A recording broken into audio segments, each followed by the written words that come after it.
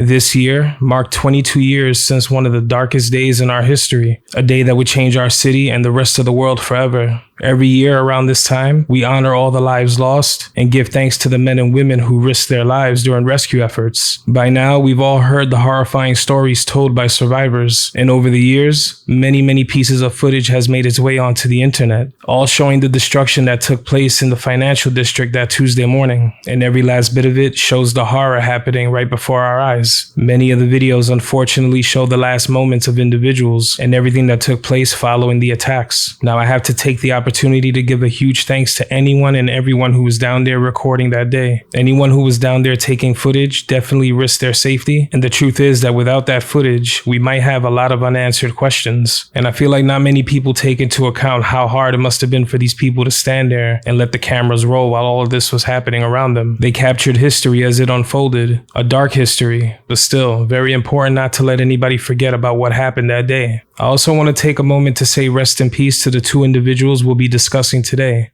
Edna Cintron and 𝐸𝐴𝐴𝐸𝐴𝐻𝐿𝐴𝐴𝐻 Cintron. Through my research, I was able to find out that 𝐸𝐴𝐴𝐸𝐴𝐸𝐴𝐻𝐿 Cintron passed away in 2021. My heart truly goes out to his family and his friends, and anyone else who endured the struggles that came after tragedy struck. Now, I always come on here and I give a warning, but I always have to make sure that people do take them seriously. When it comes to this video, I have to warn that while we're discussing some of the happier, simpler times, this video both shows and discusses details that will be very hard to make it through. I just ask that you please go in with caution. So before jumping in, viewer discretion is heavily advised.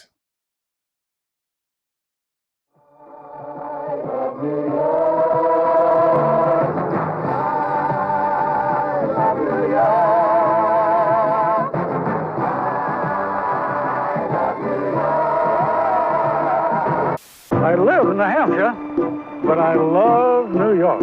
I live in West Virginia, but I love New York. I live on Cape Cod, but I love New York. I live in North Carolina, but I love New York.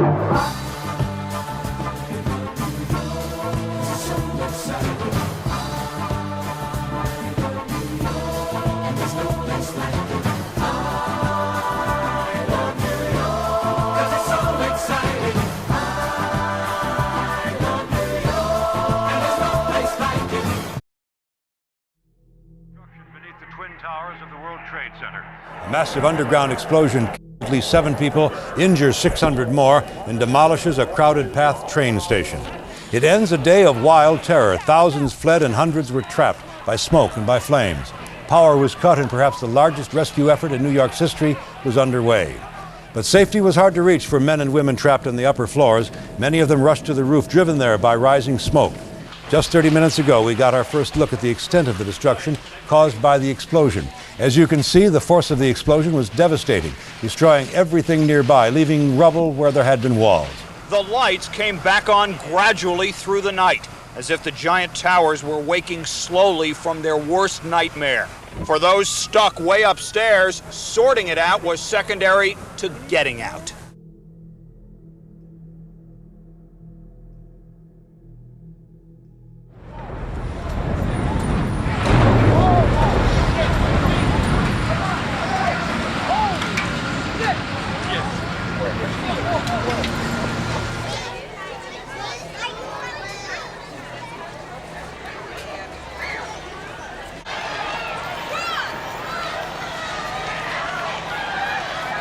Look at the hole! Holy shit!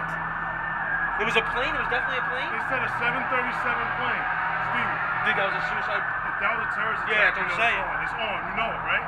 I don't know, guy. Everything's fucked up.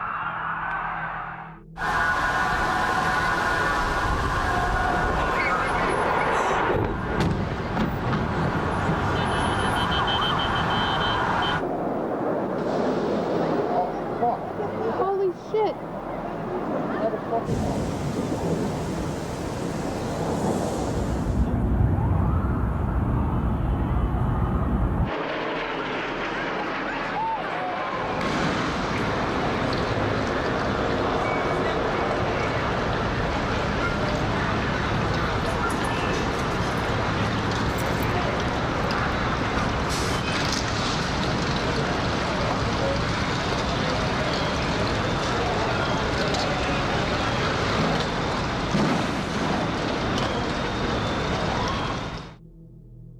As the years pass, more and more footage of the September 11th attacks has made its way onto the internet. While every video plays a key role in telling the story of what unfolded that Tuesday morning, the clips all feel like one huge montage of terror and suffering. The people on the street, where it was still safe from a distance, looked on in disbelief.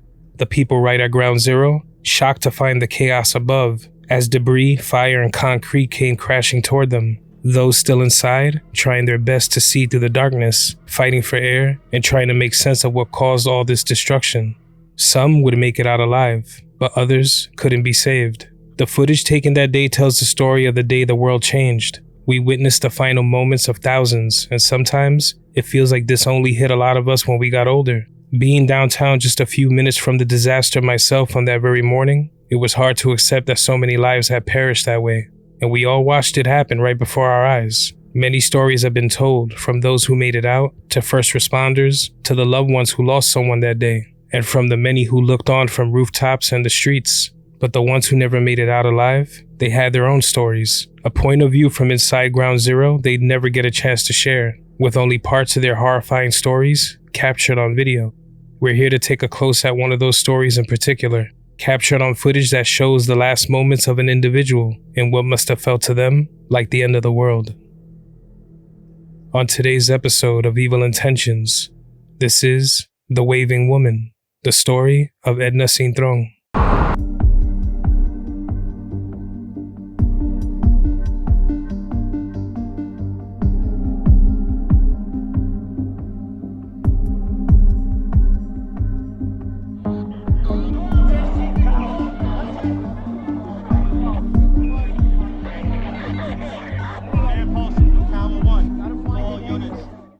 Edna Cintron was born on October 14th of 1954 in Puerto Rico.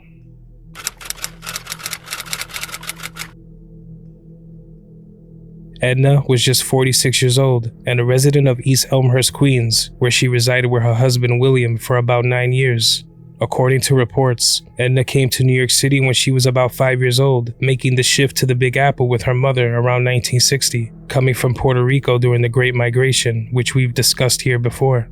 Edna and her mother weren't alone in the big city. Edna had family who lived in the Lower East Side, on Delancey Street. After adjusting to life in the big city, Edna started to attend school. When Edna was young, her and her mother didn't have much money, but they always made things work. Edna's mother worked as a clerical worker for the Board of Education in New York City. During her time there, she'd always remember to bring 2 boiled eggs with her for lunch so she didn't have to waste money on food, since things were tight. She would give Edna a small allowance per week for school. She always made sure to take care of Edna and her siblings. Later on in her young adult life, Edna would make her way through the 11th grade, but she didn't graduate high school. Regardless of this, she was still driven, and it came natural to her because she was so focused. Edna was described by her loved ones as a sweet and caring woman, someone full of love with an unforgettable smile. Throughout Edna's life, there were some rough patches. She didn't speak much about her childhood because she'd been through a lot in her life. But when she met her husband William, they had a strong connection and found that they could help one another through the hard times. The couple met in 1987 when William went to visit his brother at his brother's girlfriend's house in Upper Manhattan. He saw Edna sitting at the table talking with a friend, and he was immediately taken by her beauty. She was a stunning woman, and William found himself asking his brother about her, wanting to meet her. Within a few minutes, William was sitting down with her to talk. Upon his first time ever meeting Edna, he knew she was beautiful and intelligent, and he knew he wanted to be with her. At the time, William lived in Brooklyn, while Edna lived uptown in Manhattan, but he had no problems taking the journey to go spend quality time with her. He would often pick her up and bring her to her job in Midtown, where she worked early on. It would be only 2 months before William and Edna were officially a couple and moving into a Brooklyn apartment together. And just 2 years after that, the couple would get married, entirely committed to one another. By the year 2001, Edna and William were already married for 12 years. The couple had grown used to their life together, a life they worked extremely hard for. In the past, William had struggles with alcoholism, but Edna was there for him every step of the way, making sure he didn't miss any meetings and always encouraging him, making sure William was doing exactly what he should be, and if he wasn't, Edna would put her foot down and made sure that he fixed it. She cared and always showed how much she loved her family, but she was no pushover. She had a strong and very loving personality, By January of 2001, William had celebrated 12 years of no drinking, and the couple couldn't be more proud. They were also proud of the fact that they started from the bottom and worked their way up to success, creating a life together and even opening a business together. The couple ran a flower shop in El Barrio by the name of Sweet Williams Flowers. Residents in the neighborhood recalled stopping in at the location often. Edna could be found there setting up carnations and always delivering a pleasant smile to anyone who entered. If for some reason someone saw flowers they liked but had no money to buy them, Edna didn't mind giving the flowers away. The store was more than income for William and Edna. It was their passion. Friends recalled sharing birthday celebrations with Edna and how her husband William was always thoughtful and would make the ladies a beautiful bouquet for their big days. Edna had her heart in whatever she did. She was also described by loved ones as loving, kind, and with a heart of gold, known for her curly hair and green eyes. She had a big sense of humor, and she had somewhat of a fascination with angels and loved having images of them surround her, whether it was in pictures, paintings, or porcelain figurines. She was always a down-to-earth woman, someone who loved dressing her best if the occasion called for it. She would don fancy threads and apply her red lipstick to match. She would also wear one of her favorite perfumes, white diamonds. Anyone who knew Edna had nothing but kind things to say about her. The connection between William and Edna was very strong. Having been raised in similar households, both from Puerto Rican backgrounds, they had a bond. Through the thick and thin, William and Edna were always there for one another. They often enjoyed taking trips and getting out of New York City, enjoying the peaceful settings of Bear Mountain upstate. While there, they'd have barbecues with friends and family, enjoying each other's company. Nothing meant more to Edna and William than family. If it wasn't upstate, the couple enjoyed trips to Mexico, Jamaica, and Bermuda. If they kept it local, Edna loved going to Atlantic City to enjoy time at the casino. They'd play a little, eat at the buffets. They always made the best of their time away. They had a routine that they had grown into together. In the year 2000, Edna started working at Marsh & McLennan, an international risk management firm with offices at the World Trade Center, while William was working as a doorman in Manhattan's Upper East Side. Edna made many friends during her time at Marsh & McLennan. She was a billing administrator's assistant. The job was busy and fast-paced, but Edna always kept up and loved working there. Her and her friends from work would go out to lunch to eat and go shopping if there was time. They would head to Fulton Street, not too far from work, an area filled with places to shop and eat. Her time with co-workers was something she appreciated. She was kind, helpful, and caring to those she worked with, leaving nothing but positive impressions on those she crossed paths with. For William, after work, he would take the trip to their flower shop in Spanish Harlem, where he would work until around 8 p.m. Edna would always head home after getting out of her job in the afternoon, and she would start tidying up around the home, followed by cooking a meal, because she wanted to make sure William could eat as soon as he got home between 8 and 9 each night. It wasn't something he expected her to do. It was just something she loved doing for him. Once the couple were done eating dinner, that's when Edna would settle down and find the time to unwind. The couple was married for 12 years and together for 14 years. If they weren't working, Edna and William were always spending quality time with one another, a connection between the two that was strong since the very beginning. William was quoted as saying, 14 years with her. That was my life, my world. I knew when I went home I was in the best of hands, loved and cared for. It was all part of that routine I mentioned earlier. And also part of that routine was the couple happily laying back, watching TV, and eating ice cream together. The simple things. Another day in the books. To both of them, thankful for one another.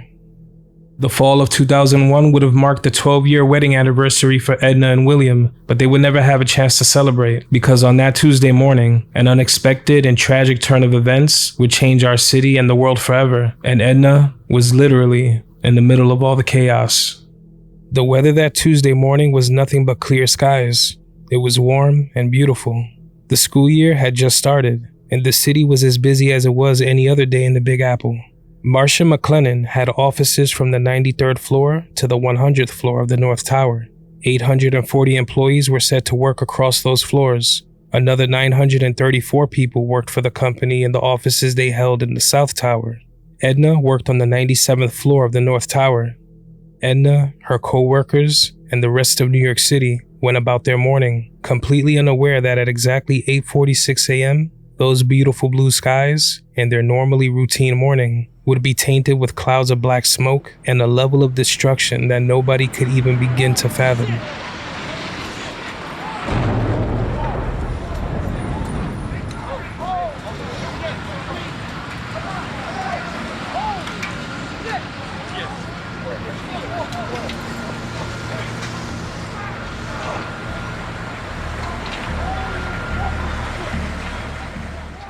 American Airlines Flight 11 has just crashed directly into the North Tower of the World Trade Center, crashing directly into the offices of Marcia McLennan and many others, destroying anything from the 93rd floor to the 99th floor, right where Edna worked. The people walking the halls, the people in the elevators, eating breakfast at their desks would be instantly blasted from their positions, most of their lives ending instantly from the plane that just went through the tower, taking anything and everyone in its path with it.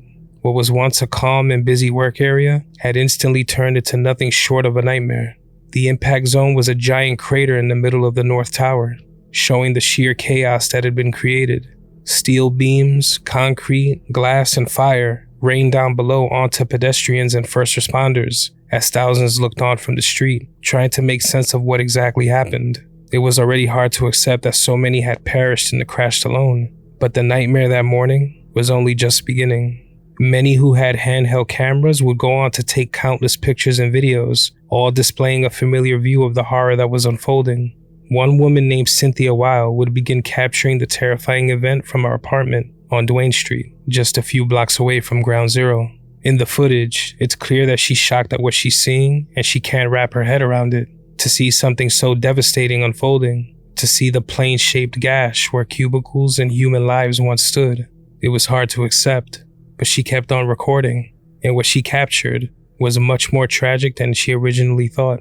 In the footage, at one point, Cynthia zooms in to get a better look at the hole made in the North Tower, and when you look closely, you can clearly see someone standing upright on top of the rubble, waving for help.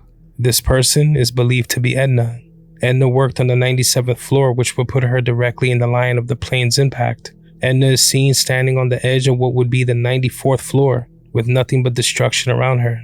It seems she's careful not to move from where she's standing, probably aware that any sudden move can mean her plummeting to a certain death. For a second, put yourself in Edna's shoes. Just think about how scary it would be to stand at the edge of your own building, no way to escape, fire and debris surrounding you. Let's say that building is only 10 stories tall. You might look down below and lose your balance just from the height alone.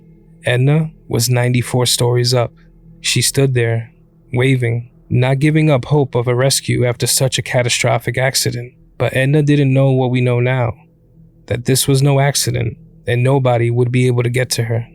The staircases below Edna were destroyed, the darkness and rubble impossible to navigate. While she originally worked on the 97th floor, it's believed that she ended up on the 94th from when the explosion took place, her falling with the wreckage several floors below, making her way through the ruins, in a hole so big it's hard to describe. The earliest we see Edna in this footage is around 8:50 a.m., just 4 minutes after the plane crashed into the tower. This means Edna was either knocked out from the blast and woke up 4 minutes later, confused and trying to save her own life, or she was awake throughout the entire start of the attack. It's hard to imagine what she was thinking or feeling while all of this was taking place, looking out of that impact zone, seeing the rest of the city skyline in a way she'd never seen it before, with thousands staring up at the devastation from below, watching their movements, hearing the sirens, the cries for help from the inside, and cries and screams of disbelief echoing from onlookers. In this moment, Edna was trying her best to get someone's attention, anyone. So she kept waving, unaware of the horrors that continued to unfold around her. When Edna is waving, to the left of the tower, you can see someone standing in the window, contemplating what to do next. The heat, fire, and jet fuel that poured into the building would push many to make an impossible decision, to leave everything and everyone they've ever known behind, with no chance to say goodbye, or to suffer in the towers and meet a similar fate. The person was forced to jump, falling more than 90 stories to the pavement below. A few seconds after, another person jumps, and a few seconds later, a third person makes the impossible decision. Many hung on for as long as they could, spending their last moments on this earth fighting for air and fighting the deadly heat, doing anything they could to escape. Others slipped and fell, taking about 10 seconds to hit the ground below. Firefighters inside of the towers in the lobby could hear and see the bodies as they hit the ground, and if they couldn't see them, they knew exactly what the sounds were. Some even described moments where they made eye contact with the fallen, remembering the looks on their faces right before they landed. A sound and sight that they would never forget. While Edna still held out hope, Others didn't see any other way.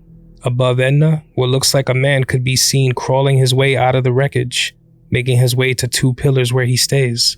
He also waves in hopes of alerting someone, but a short time later, the man is gone. It's unknown if he slipped, jumped, or fell back into the hole in the tower.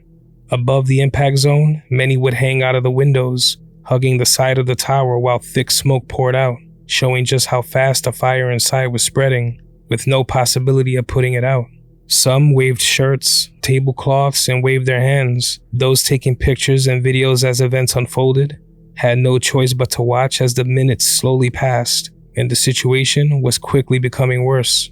As news broadcasts became aware of what was going on, every news channel in the world would show the same image, the North Tower up in flames, not knowing or truly understanding the level of suffering taking place as the camera rolled. Throughout it all, Edna held on, hoping help would come.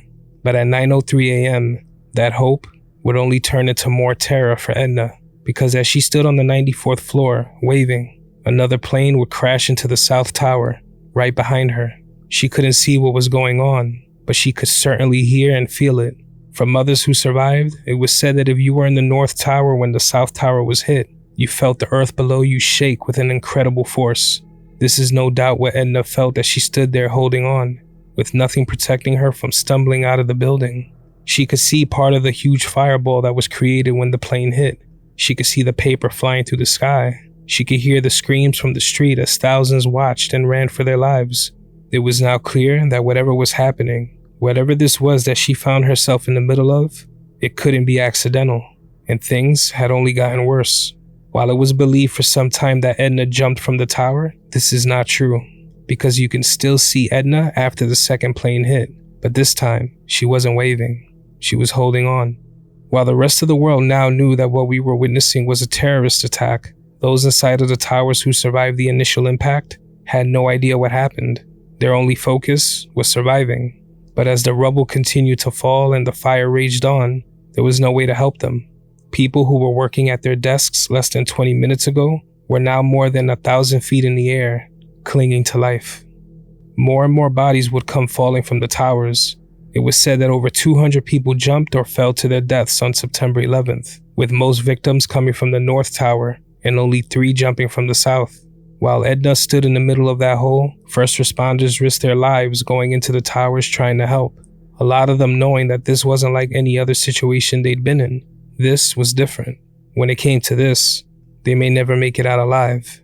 While time was probably moving faster than ever for first responders who tried so hard to help, Edna spent her time above, still waiting, still hoping. As if things weren't already as dark and terrifying as possible, at 9:59 a.m., the South Tower, which had been hit last, would come crashing down to the streets below. Tons and tons of glass, concrete, fire, and the people who once stood inside the tower raining on top of everyone. And Edna felt it all. She could see the large cloud of smoke that covered lower Manhattan after the South Tower collapsed. We know this because she's seen here, after the tower fell, still holding on to the concrete wall she stood by for more than an hour. Rescue efforts continued, but the situation had quickly evolved into something much worse, something nobody in the city was ever truly prepared for. They tried and they tried, but helping more people just wasn't possible, and first responders now knew that the North Tower might come down just like the South Tower did. Edna's courageous fight for her life would end at 10:28 a.m., when the North Tower would suffer the same fate as the South Tower, collapsing after burning for more than an hour and 42 minutes. For a while, it was unknown if Edna was still with us as the events unfolded, but according to all the footage and one last picture taken by photographer 𝐓𝐴, a photo investigated by the National Institute of Standards and Technology, Edna was there for it all and could still be seen here holding on to the side of the 94th floor at exactly 10:28 and 6 seconds, a few seconds before the tower she was in came down.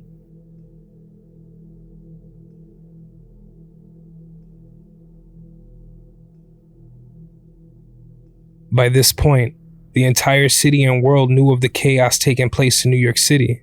Like thousands of others, William, still dressed in his doorman uniform, made his way down to the area immediately, knowing his beloved Edna was in the North Tower. The place was a war zone, But due to him being mistaken for a member of service or officer because of his doorman uniform, William was able to make his way into the area after the towers had already fallen. He would watch and assist for hours as firefighters pulled lifeless bodies from under the rubble. But Edna's body wasn't one of them. And so began William's quest to find Edna, hoping she was still alive and just missing, maybe injured. Maybe she made it out. He knew the chances were slim, but he kept looking. Many days following the attacks, William would find himself calling Edna's phone just to hear her voice.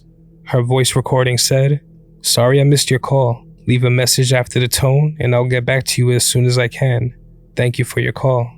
William and loved ones would spend many hours and days roaming the streets of Lower Manhattan with pictures of Edna in hand to see if maybe anyone had any information on her whereabouts or her condition.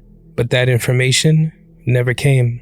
They would head to the Missing Persons Assistance Center at Chelsea Piers for more information, but they had no luck. 3 days after that, William and loved ones were at the 69th Regiment Armory on Lexington Avenue, providing info so that Edna could be found. But the terrible truth would slowly settle in over time. Edna was gone, leaving behind a hole in the hearts of everyone she knew. For a short time, it was thought that the person seen waving in the crater might be another woman named Karen Jude. But over the years, Karen's husband believes he might have learned what happened to Karen through the various photos that have been released. William would later on state that he believed this person to be Edna due to her clothing that day and also because of where her office was in the building. Over time, the searches for 9/11 victims came to an end. Nearly 3,000 people were killed in the September 11th attacks, with about 1,100 of those victims unable to be identified. Edna's family would begin the long road to recovery, doing their best to cope with the immense loss they'd experienced. They remained strong, and the outpouring of support from the Spanish Harlem community gave William and his loved ones the strength they needed to make it through.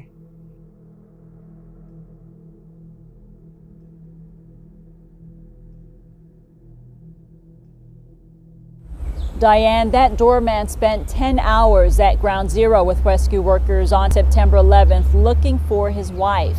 They never found her. Tonight, her family and friends are inside this funeral home celebrating her life. Earlier today, her neighbors here in East Harlem held these flowers and flags for an outdoor celebration.